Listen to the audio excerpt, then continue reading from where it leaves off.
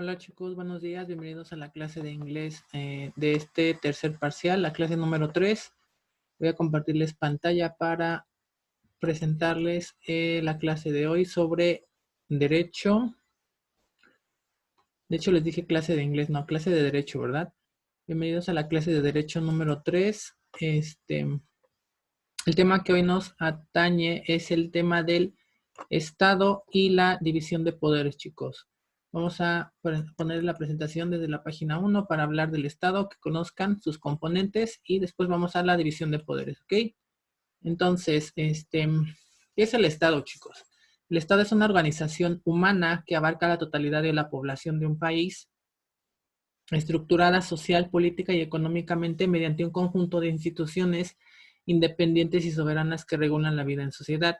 Es decir, toda la población que pertenece, por ejemplo, en este caso a México, todos los ciudadanos que vivimos en este territorio mexicano, somos un Estado. Estamos formados social, política y económicamente a través de instituciones, chicos, independientes y soberanas que regulan la vida de la sociedad. Estas instituciones, estas son todas las instituciones que existen en el gobierno. Este, por ejemplo, el Seguro Social, la Secretaría de Economía, la Secretaría de Educación Pública, la Secretaría de Desarrollo Social, todas las instituciones que están formadas para el Estado que se encuentran aquí en nuestro territorio son todas esas instituciones que son independientes y que nos ayudan a regular nuestra vida en sociedad. Para que podamos vivir todos en conjunto de manera adecuada, pues necesitamos que estas instituciones se creen y funcionen correctamente para que nos den una vida digna a la población. Dice, un Estado equivale al conjunto de atribuciones y órganos públicos que constituyen el gobierno soberano de una nación, y en ocasiones el término es usado también para referirse a la nación como un todo. El Estado argentino, el Estado palestino, por ejemplo. Entonces, ¿qué es el Estado? Pues es un conjunto de atribuciones y órganos públicos, que son los que les mencioné anteriormente, todas las instituciones, que forman al gobierno soberano de una nación. Y la nación, pues, es el todo, ¿verdad? Somos todos nosotros, toda la nación, somos toda la población. Ejemplos de esto mencionan el Estado argentino, el Estado palestino, en este caso, pues, el Estado mexicano, ¿verdad? Para que un colectivo humano organizado sea reconocido como un Estado, deberá contar con ciertas condiciones, pero también con el reconocimiento internacional de sus pares. ¿Qué quiere decir esto? Que para que un Estado, un territorio con toda la población, como el Estado mexicano, sea reconocido a nivel mundial, pues debemos de contar con algunas características importantes y el reconocimiento internacional de otros estados. Dice, todos los estados entonces deben poder contar con capacidad de, y nos pone la primera característica, es exteriorizar su poder, es decir, lograr el reconocimiento de sus congéneres por la fuerza si es necesario.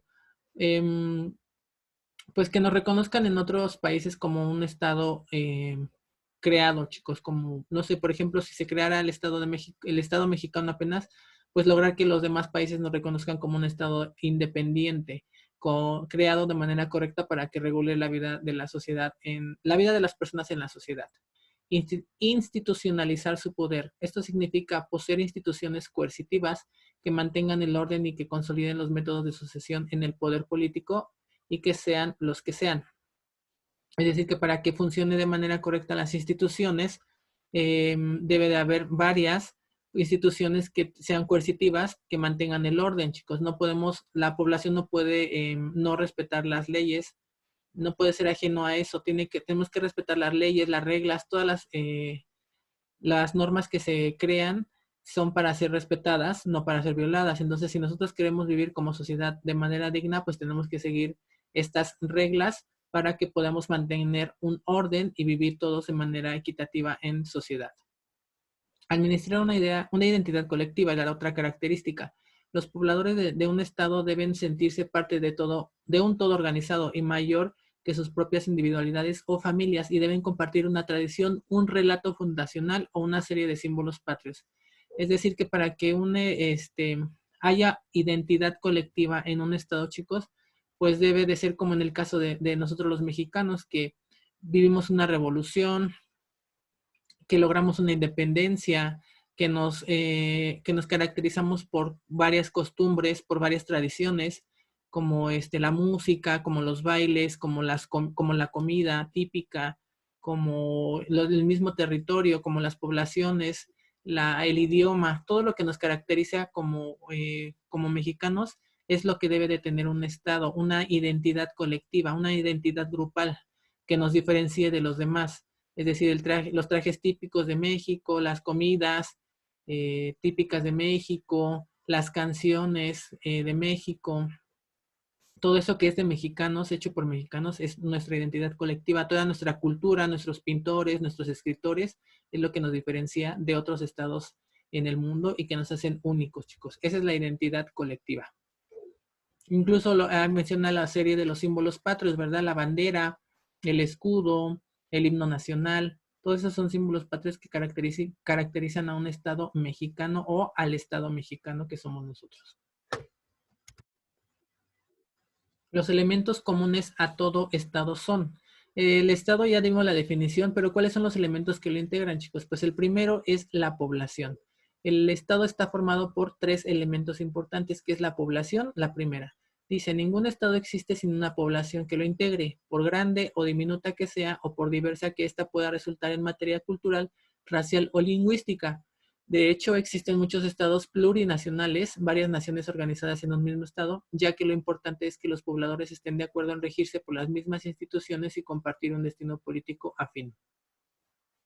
Obviamente, si en un estado, en un territorio, en un espacio geográfico, como en el caso de México, no hubiera una población, pues no podría ser un estado, porque faltaría la población que lo creara, que lo formara como característica primordial, ¿verdad?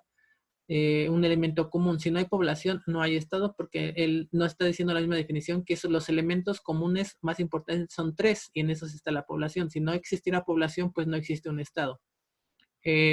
Esta población puede ser grande, puede ser pequeña. Nosotros aproximadamente somos 120 millones de mexicanos.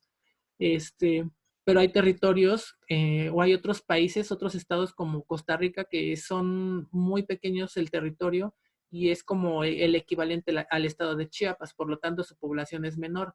Pero aquí nos dice que no importa si la población es diminuta o grande o incluso diversa. Nosotros tenemos una población muy diversa. Tenemos en el sur poblaciones diferentes a las del norte o a las del centro. Eso es lo que nos hace diversos en el aspecto cultural, chicos, incluso en el aspecto racial o lingüístico. Hay muchas lenguas que se hablan aquí, que se practican aquí en México por algunos pobladores en el sur, otros en el norte o en el centro, y eso es lo que nos hace diversos, nos caracteriza de otros estados. Por eso dice que es importante que los pobladores estén de acuerdo en regirse por las mismas instituciones y compartir un destino político afín. Si nosotros estamos de acuerdo en que estamos dentro del Estado mexicano y que nos van a regir un gobierno, un estado para ser un estado independiente, pues entonces estamos en el lugar adecuado, ¿verdad? Porque pertenecemos a esta identidad cultural, a esta población, a diferencia de pertenecer a otra. Aparte de la población, de los elementos que conforman el Estado, está el territorio. Dice, todos los estados poseen un territorio y unas fronteras que delimitan su área de soberanía y ejercicio de ley de los estados vecinos. Dicho territorio es suyo para administrar, ceder, proteger o explotar económicamente de la manera que mejor le parezca, siempre y cuando no pongan en jaque los territorios vecinos.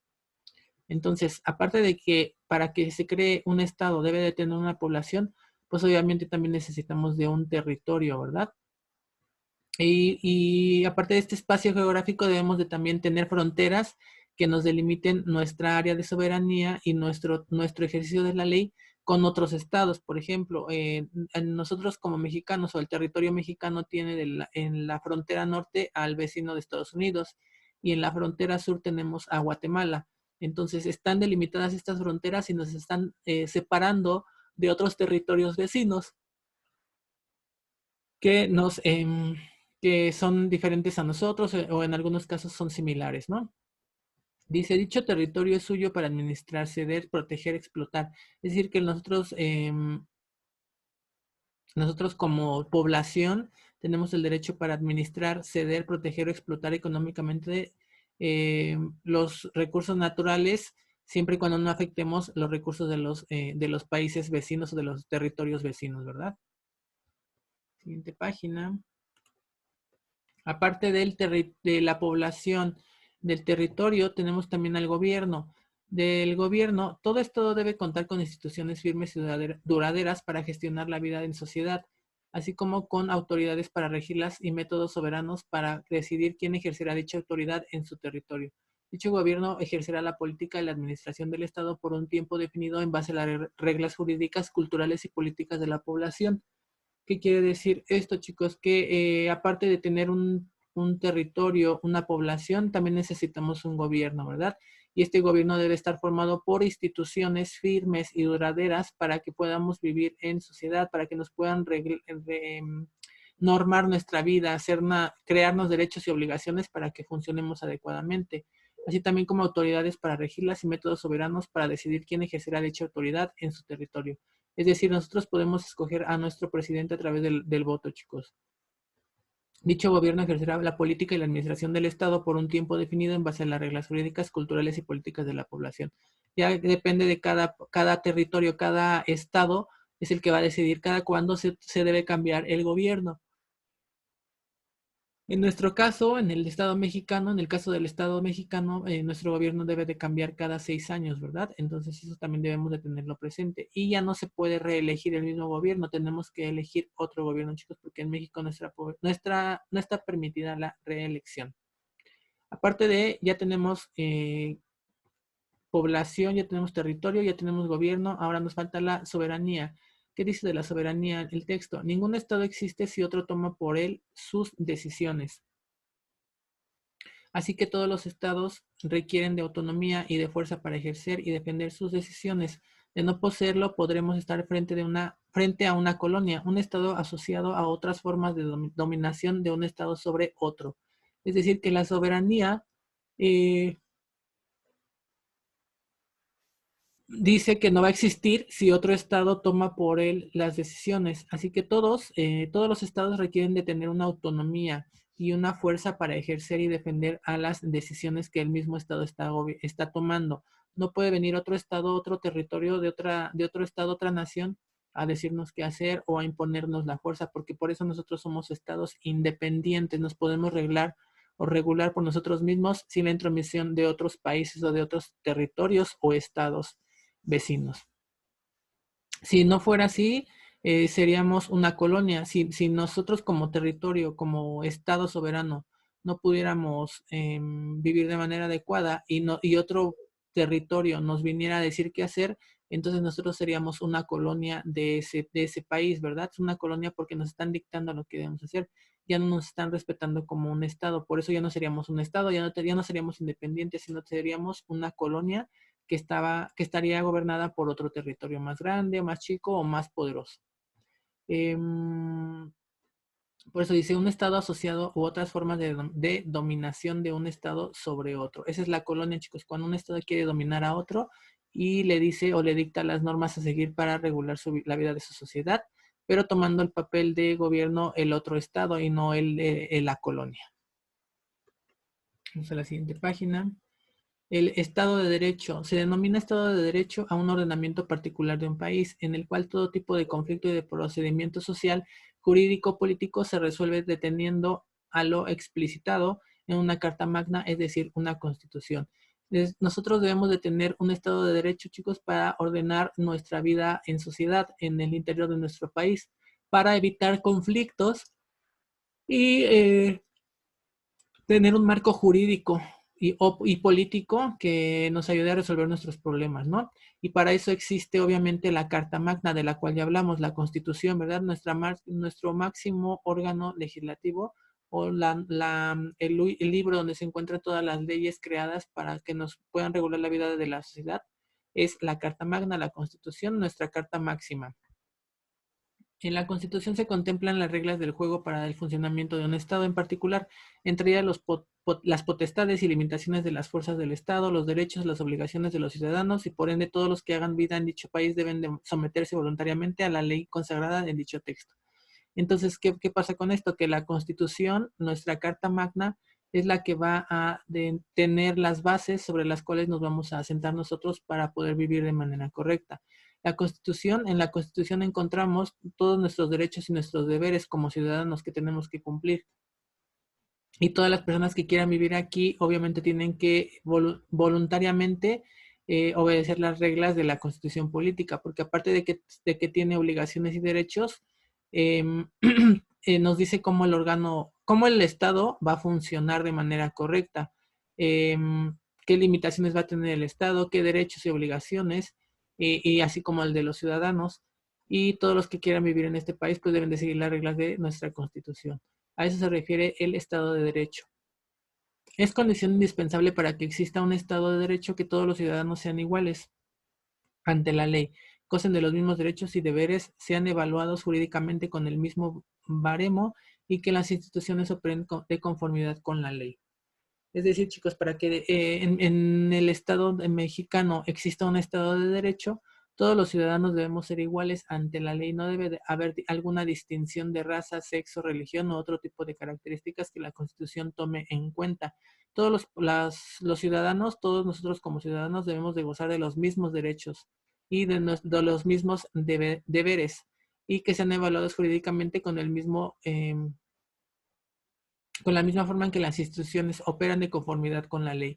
Por eso es importante seguir lo que nos plantea la Constitución, porque de esa manera vamos a poder vivir de manera correcta como ciudadanos sin tener conflictos entre poblaciones, ¿verdad? O entre la misma gente, porque nos caracteriza una identidad cultural, las mismas características culturales, lo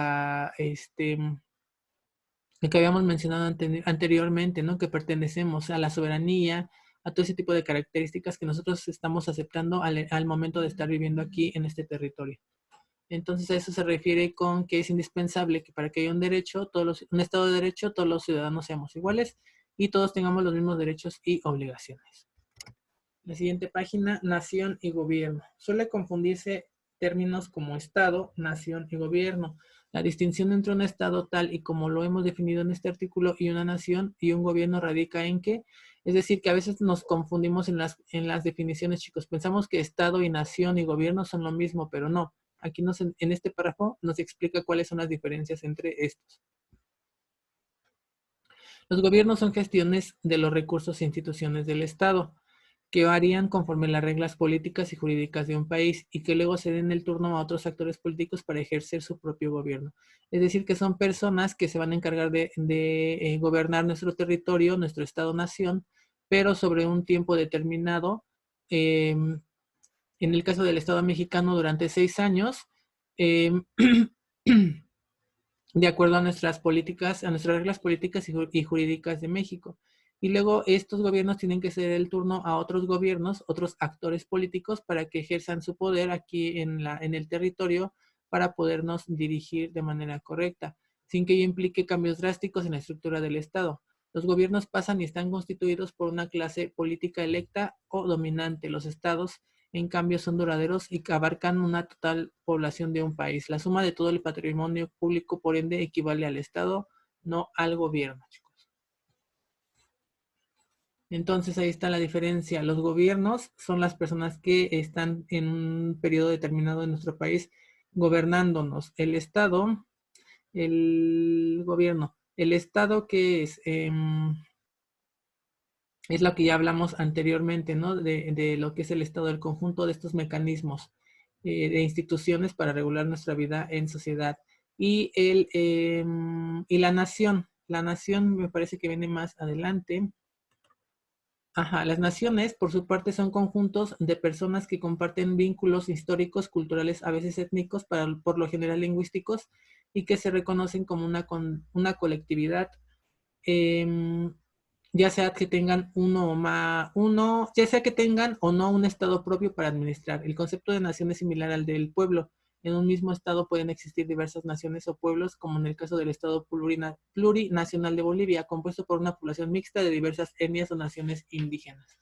Entonces, ¿qué pasa con esto, chicos? Que las naciones somos todo el conjunto de personas que compartimos vínculos, características similares, parecidas como en el aspecto histórico, en el cultural, o incluso en el aspecto de las etnias o de los idiomas o de la lingüística que tenemos en nuestro territorio, ¿no?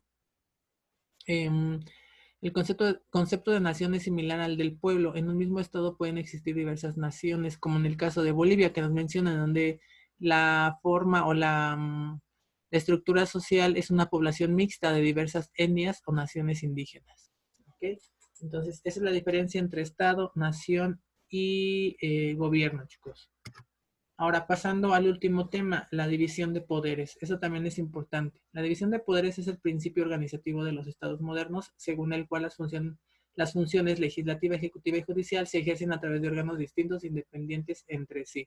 La división de poderes permite que los diferentes poderes se limiten y moderen recíprocamente, creando una dinámica de pesos y contrapesos, de modo que entre ellos haya equilibrio y ninguno pueda prevalecer sobre el resto.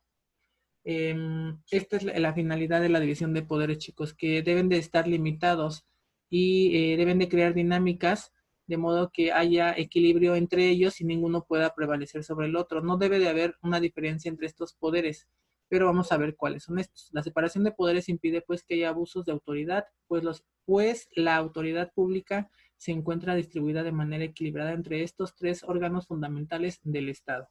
El objetivo de la división de poderes en este sentido es evitar la concentración de los poderes del Estado en una sola persona, órgano o corporación, lo que vendría a posibilitar los abusos de autoridad y con el tiempo el surgimiento e instauración de un régimen autoritario o tiránico. Por eso es que están ahí esta división de poderes, chicos, para que el poder se equilibre, se disperse entre varias personas, no solamente recaiga la autoridad o el poder en una sola persona y que ésta pueda ser gobernar al país a su antojo para convertirnos en un régimen autoritario o tiránico, chicos. Por eso existe esta división de poderes. ¿Y cuál es esta división? En cada estado hay tres clases de poderes con funciones y campos de acción bien delimitados. Entonces, en esta división de poderes, el primero va a ser el poder legislativo, chicos, que es el encargado de hacer, corregir o derogar las leyes. Por eso se es legislativo, porque legisla. Legislar es hacer ley. Ese es el poder legislativo. La parte del Estado que es el encargado de crear, de corregir o derogar leyes en su caso, ¿no? El poder ejecutivo es el siguiente. ¿Qué es el poder ejecutivo? El responsable de la gestión de los asuntos del Estado. Debe de aplicar el orden jurídico, representar a la nación a nivel internacional, comandar las Fuerzas Armadas y ejecutar políticas de acuerdo con la voluntad popular y las leyes. Es decir, el poder ejecutivo es el que va a ejecutar, el que va a hacer que las leyes se apliquen, chicos. Y el poder judicial, que es el que tiene como objetivo interpretar las leyes e impartir justicia en los conflictos entre los ciudadanos.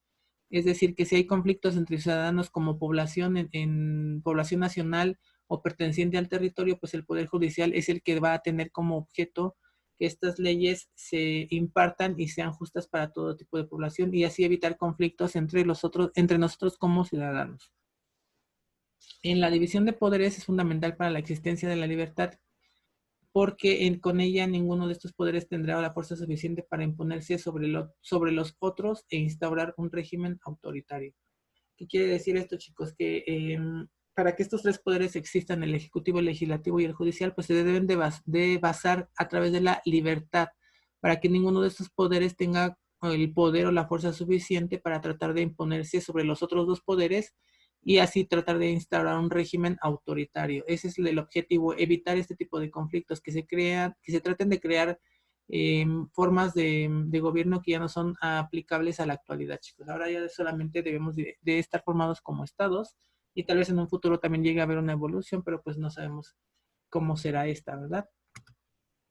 Entonces, hasta aquí llegamos con la parte de el Estado y la división de poderes. Entonces, es importante que se acuerden cuál es la definición de Estado, cuáles son sus características, cómo nos van a reconocer como Estado, qué características necesitamos para que nos reconozcan a nivel internacional otros estados como un Estado soberano, cuáles son las características que componen a los estados, ya dijimos territorio, población, gobierno y soberanía. Ya sabemos por qué es importante el Estado de Derecho, para que haya un ordenamiento interno de nuestro país, a nosotros como sociedad que formamos este parte del Estado, ¿verdad? Sabemos que el Estado se va a guiar de la Constitución, porque la Constitución es la carta máxima en donde están las indicaciones y las leyes y obligaciones que tenemos como ciudadanos para poder vivir de manera adecuada en sociedad, en un grupo, en un colectivo. Por eso dice que es necesario que exista un Estado de Derecho donde todos los ciudadanos seamos iguales ante la ley y gocemos de los mismos derechos y deberes para poder ser evaluados jurídicamente con el mismo baremo y que las instituciones operen de conformidad con la ley. Entre la nación y el gobierno, ya debemos las diferencias que hay entre estos, ¿no? ¿Cuál es la diferencia entre nación, que es la población, el gobierno, que son las personas que están por un tiempo determinado para gobernarnos y que tienen que salir para que otros tomen su lugar? ¿Y cuál era la otra? Y el gobierno, ¿verdad? El Estado, la nación y el gobierno. Entonces, hasta aquí le dejamos con el tema de la división del Estado y la división de poderes, chicos. Igual no olviden en cuántas partes está dividida el Estado la división de poderes en que consta de tres, ¿verdad? Del poder ejecutivo, del legislativo y del judicial. Y ya vimos de las características que tiene cada uno. Entonces es cuestión de interpretar o de saber leer la información de manera correcta, chicos. Ahí está el poder legislativo, ejecutivo, judicial. Todos tienen que, lo importante también que se queden con eso es que todos los tres poderes deben de funcionar de manera equilibrada. No puede pesar uno más sobre otro porque si no ya no sería un Estado soberano, sino sería una imposición, una anarquía, chicos, porque nos estarían imponiendo algo que nosotros no queremos o no es nuestra forma de vivir adecuadamente. ¿Ok? Y sobre todo que en esta división de poderes haya libertad, porque es lo que nos va a poder, de esta manera vamos a poder tener fuerza suficiente para imponernos sobre otros y así no nos instauren un gobierno o un régimen autoritario. Entonces voy a cerrar la sesión hasta acá, chicos, con la parte del Estado, la división de poderes y cómo está conformado el Estado. Si tienen alguna duda o alguna pregunta, ahorita en la clase de Zoom me la hacen para corregirla y hablar sobre esta parte del tema de la unidad 3, chicos. Continuamos con la clase de Zoom. Gracias.